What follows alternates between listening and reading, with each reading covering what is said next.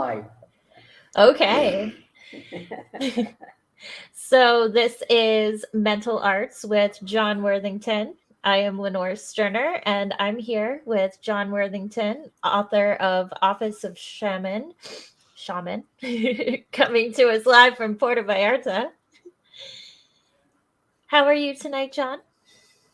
I just couldn't be. Well, I could be better, but not by much. It's just a minuscule amount. That's it. And it's only because I'm tired. If I sleep for 2 or 3 minutes, I'll be great. Sounds like you need a float. Well, I just actually I need to sleep more than anything else. But maybe a float would be good. Who knows? Okay, so what can I help you with tonight? Well, I actually wanted to ask you about controlled folly Really? because I've been thinking a lot after our last discussion on here, and you Uh were huh. talk you were talking about seeing the beauty in people, and I was thinking about what exactly that actually means, and I was thinking about how seeing the beauty in people would be what would happen if you take away the the they're a bad person or they're a good person. And I think that, and you can correct me if I'm off here on what you were saying with that, but I was thinking about the fact that uh, most of us, myself included, try to control people and things by putting them into that dichotomy thinking. And then I was thinking about this whole idea of controlled folly and how that would be a different way of looking at things. And I'm curious what you think. Well, that's really a pretty good sized subject. Okay, so let's see what we can do. Okay. All right. First of all, let's start with the idea that got you thinking here. Um, it's true that the perception of beauty is a moral test. Okay, that's true because in order to for us to perceive beauty, one of the things that we have to do is that we have to kind of give up all of our preconceived notions. So that would be something like thinking beauty is just physical, right? Well, as one of many limits. Okay, that person's just fill in the blank afterwards, and you're past where beauty is, and that, I think that gets pretty ugly looking. That's just my opinion. Okay, Okay. so when you start thinking about controlled folly, then you have to admit that we as human beings have don't have a clue about what we're doing. Okay, that we're lucky a lot, but on purpose isn't as regular as we perhaps would like. Let's say it like that. Okay. Now,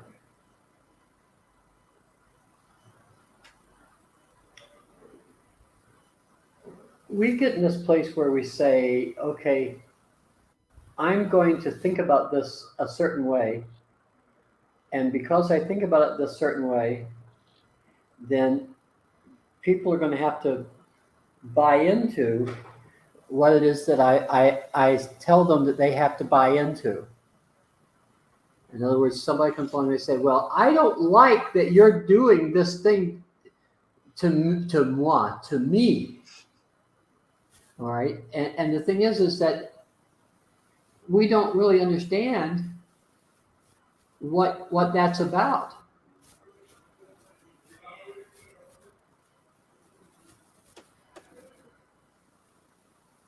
Do you understand?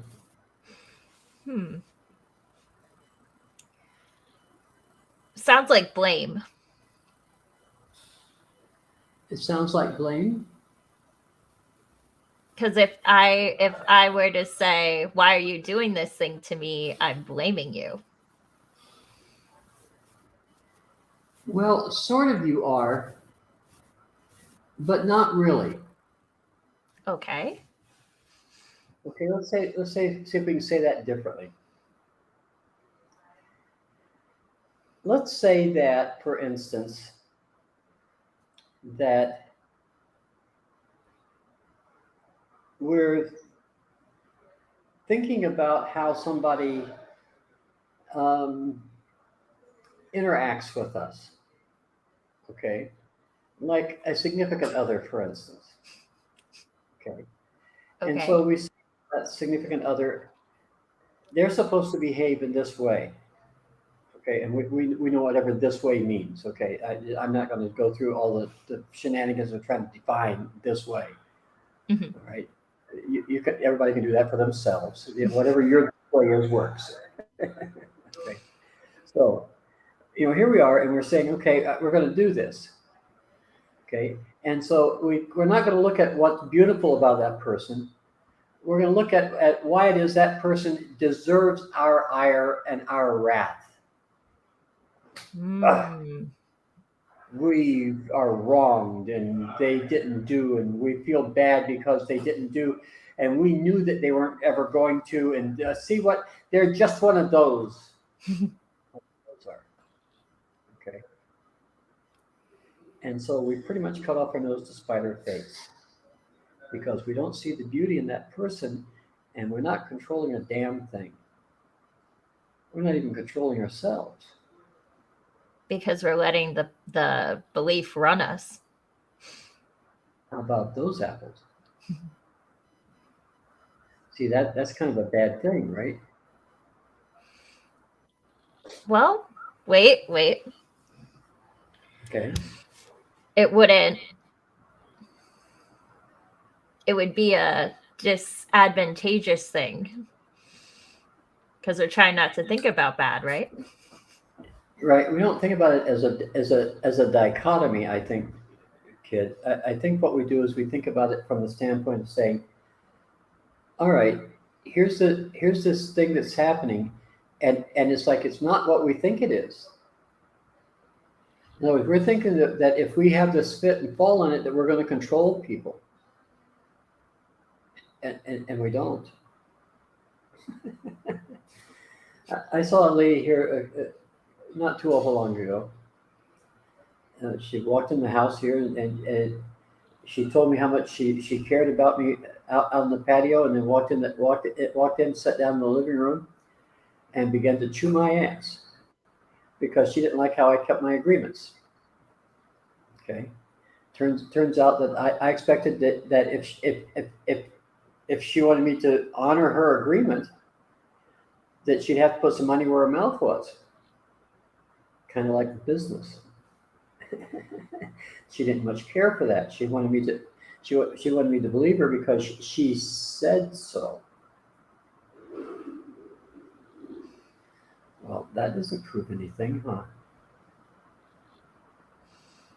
Because how would you know how you know if someone just says something? Well, how can you trust that? See, it isn't a matter that whether or not she's trustworthy. It's a matter that she didn't do anything to guarantee the trust. Did you get that? I think so. Okay, explain me to it, please.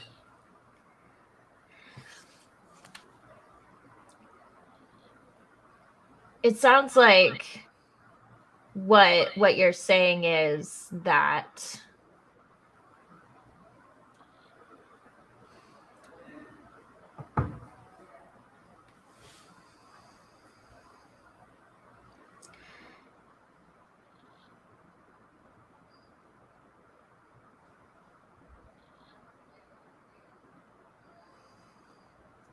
I'm just thinking this through.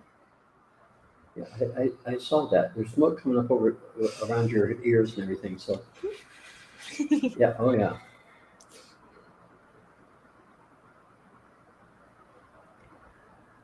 Well, if someone were actually paying attention to the folly of their of what they of their beliefs and their beliefs in real, if someone were paying Uh-huh. attention to that folly, then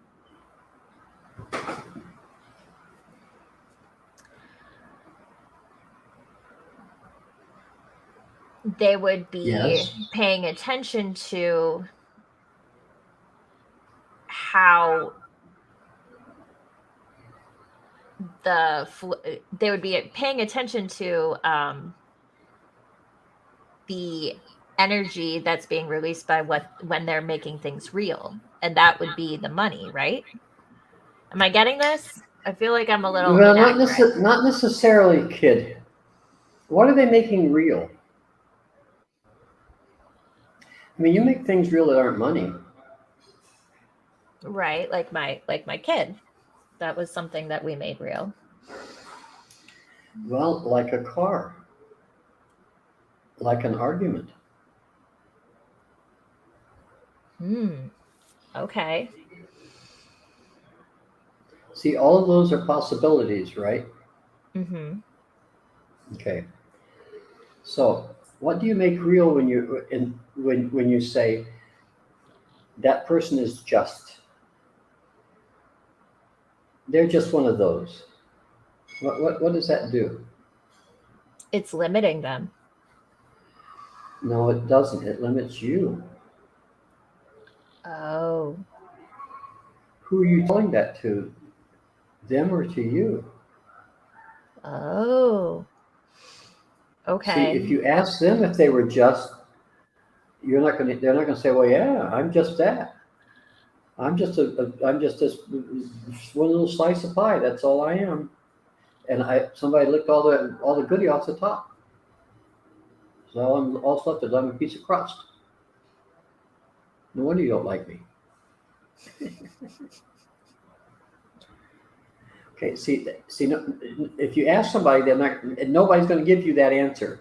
And Mm-hmm. if they do, they have some real self-worth issues that we need to work on with them. Okay, Mm-hmm. they need to develop their self-confidence just a little bit more. Okay, so see, I just don't see I don't see people saying that. Mm-hmm. So that means that you're saying that thing to you. You're convincing you that that's what's true. Because it's easier to convince you that that's true than it's easier to convince you that they're okay and they're following what their programming is. And they can be trusted therefore to follow their programming. Now, is that the only programming that they have? No, no, no, no, no, no, no, no, no, no. They got all kinds of programming. And they're not going to be just that one thing. They're going to be all of it at the same time. So it behooves us to take the time to listen to what they're saying. Really. So that, yeah. I'm actually, So,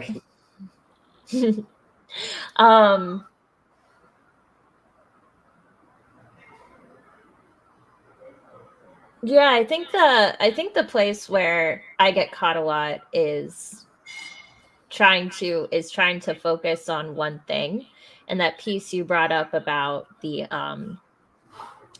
that piece you brought up there where you said that they're all those things at the same time.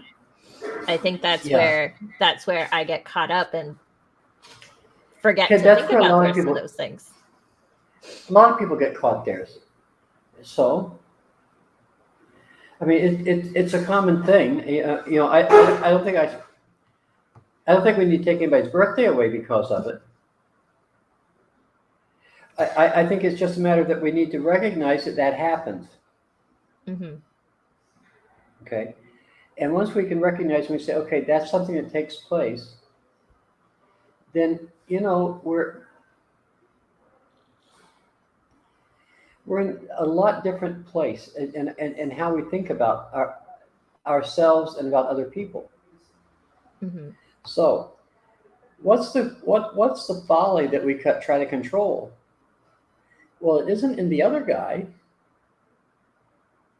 it's in us. And so what's the folly? Jumping to conclusions? Deciding we know? Deciding that we can control somebody else by having a fit and falling in it? What do you think? Think any of those work? They never did for me. I tried them all over and over and over and over. It just, you know what, kid, it just didn't work. And finally one day I said, well, what, John, this isn't working, dude. I might have tried it once or twice. And so I looked in the mirror and said, well, dummy over there, what would work? And I thought, well, maybe I shouldn't say they're just this. Maybe I should look and see what they are really. How about that works? How about them apples? Yep. Damn, huh? Okay, so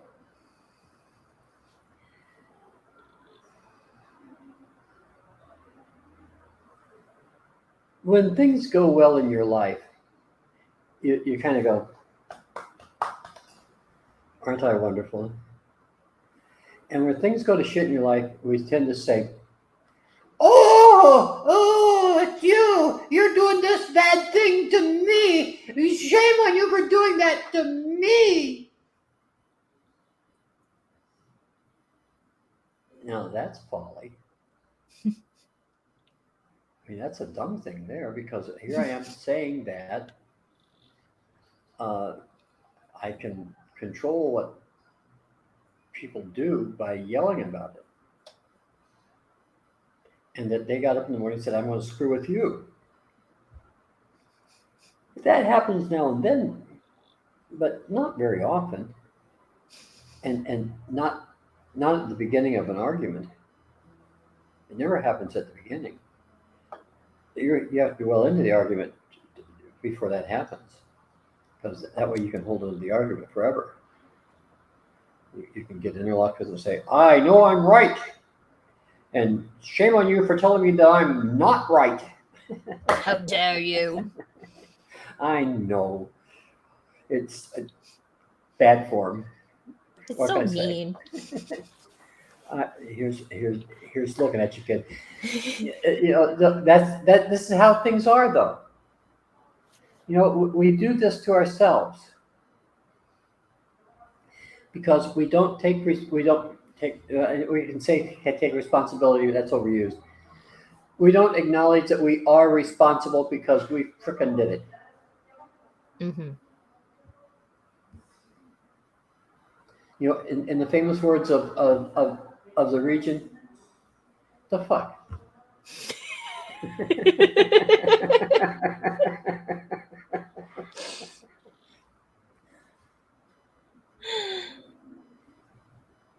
Yeah, so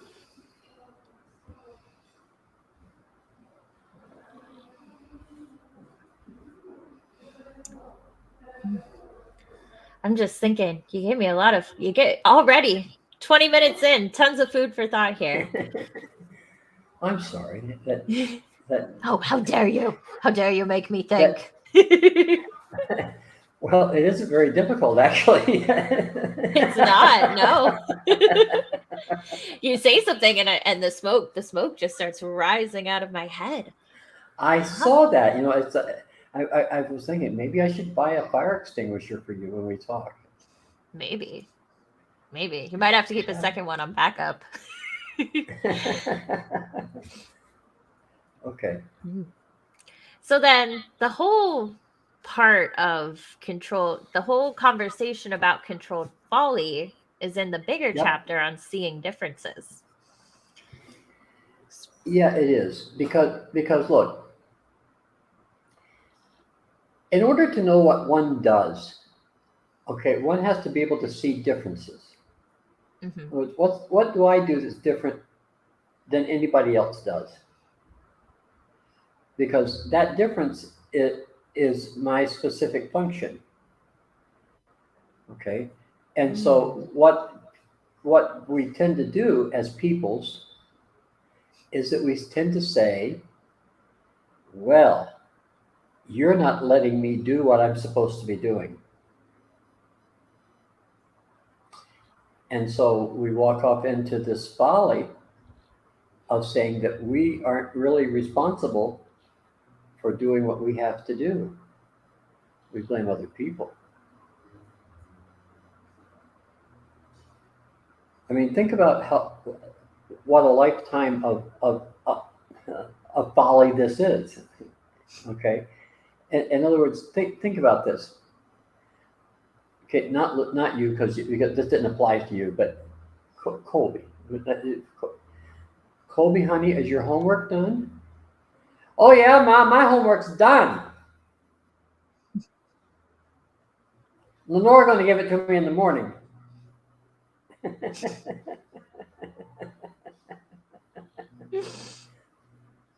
Okay, that's controlled folly. That's uncontrolled folly. Okay, we all do it. It doesn't mean we're bad. It just means that we all do that. Okay, because when we're children, that looks like an easy way to solve a problem. Out of sight, out of mind kind of thing. Okay, but as we get older, it kiddo, that doesn't work so well. Mm-mm. Right? Okay, so when we get older, then we have to start to control that folly. In other words, we have to start thinking about what we're really doing and why are we doing it.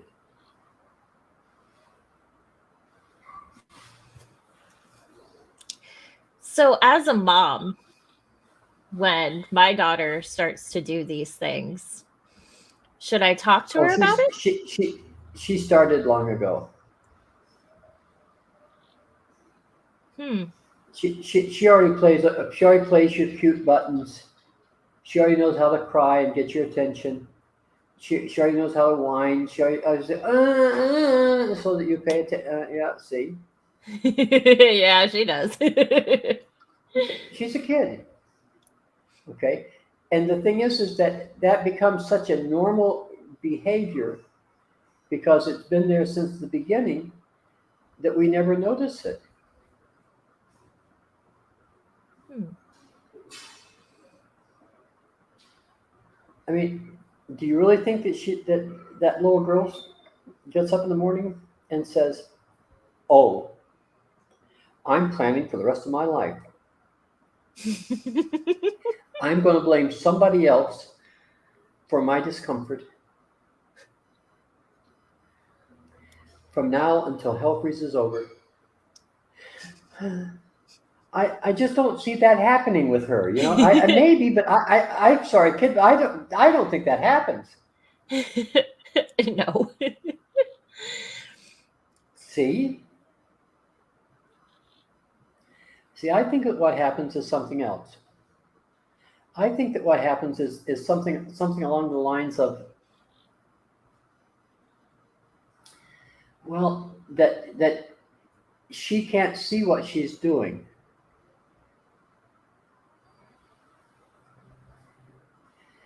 Nor will she be able to see that in a year or so either, or even 5 or 6 or 10 years. She won't be able to see that that's how she gets your attention, because that's what she uses to do it. So, what you can do is not talk to her about it. You can say no, no, no. You don't. That's not how you get my attention. You can do that. But to say, sweetheart, what you're doing is this awful thing, and so I'm not going to forgive you, and I'm going to take your birthday away, and I won't let you go back to preschool. I don't think it'll be effective, but you can do that. Oh, it's that. Okay, I see what you're pointing at here, because that's that thing I've done more than once that's bit me in the butt where I've tried to explain things instead of letting people have an experience. Okay, sometimes you can't explain it. Sometimes you have to do it.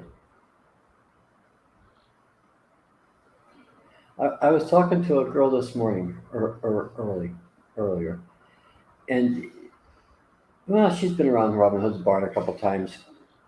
I mean, she knows the inside and the outside of the barn. I mean, she's been around. Okay, and so the thing is that with her current significant other person,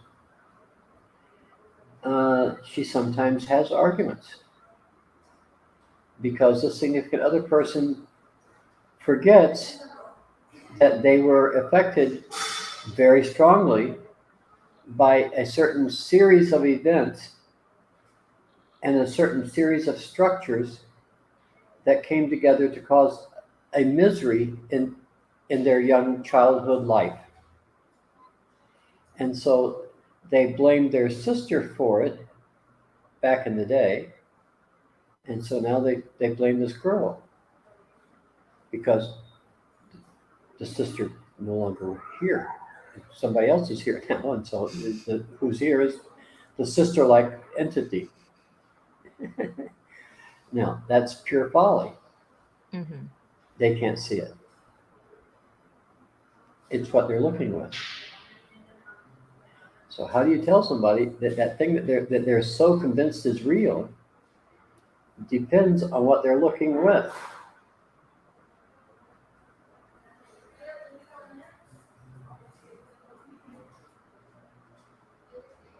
You really can't.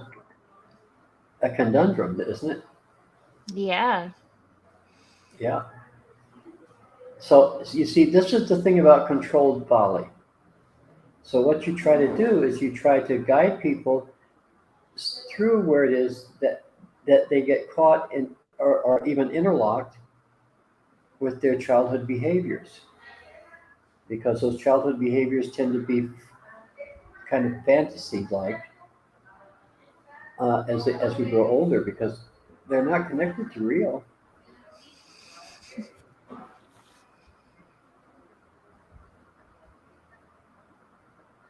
It sounds like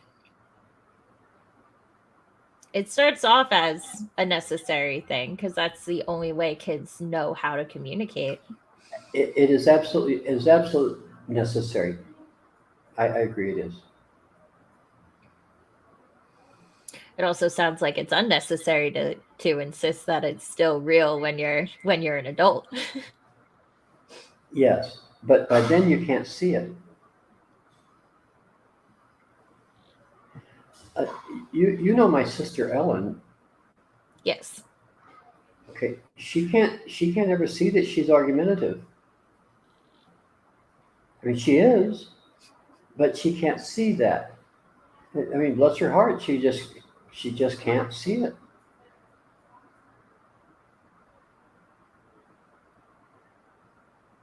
You know, people oftentimes have defenses, and I mean, strong, loud, raucous defenses, where they say things like, "It's your fault that I'm doing this thing. I feel this way, and shame on you."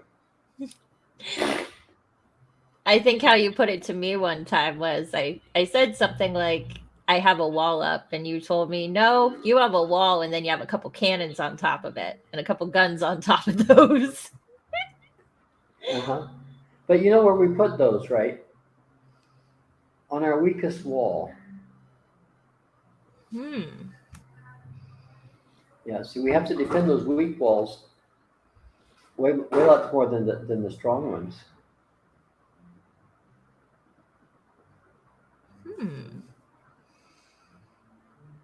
So you're saying we defend the programs way more than the beliefs? No, we defend our perceptions. Oh, okay. In other words, that thing that we were talking about, that person, he's just that. Mm-hmm. We defend that perception forever. Even though we know that's horse dookie, we'll still defend it. Hmm. Hmm. Now, again, I don't see that that's a good thing or a bad thing. I think it's a thing that people do. Mm-hmm. Okay, and I don't think people are bad to do it. I don't think they're rotten. I don't think that they're duplicitous or anything. All of those things that may be true, but that's not something they're doing on purpose.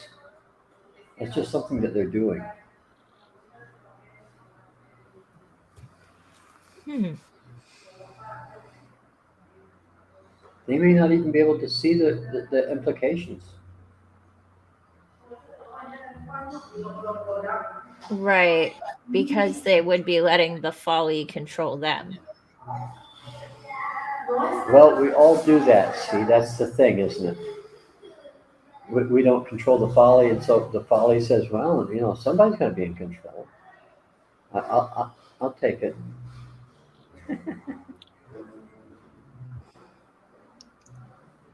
Huh.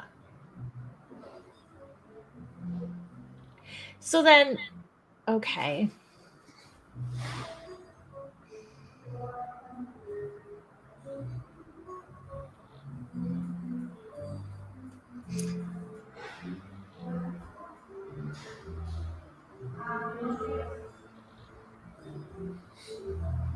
My brain's a little on fire at the moment. Okay. Well, we can suspend this at the moment, and then We come could. back to it like the next time, like next week or something. Yeah, that'd be cool. Because I'm Okay, sure we I'm can going to do. have a lot more thoughts. Well, you always do have a few thoughts, so Just a few. I wouldn't be surprised you have a lot of them. Okie dokie then. Okay, kid. Well, behave yourself, and if you don't, well, you can send pictures, but I'm not sure that I can handle it. I'm an old guy. I got to take care of my heart and everything.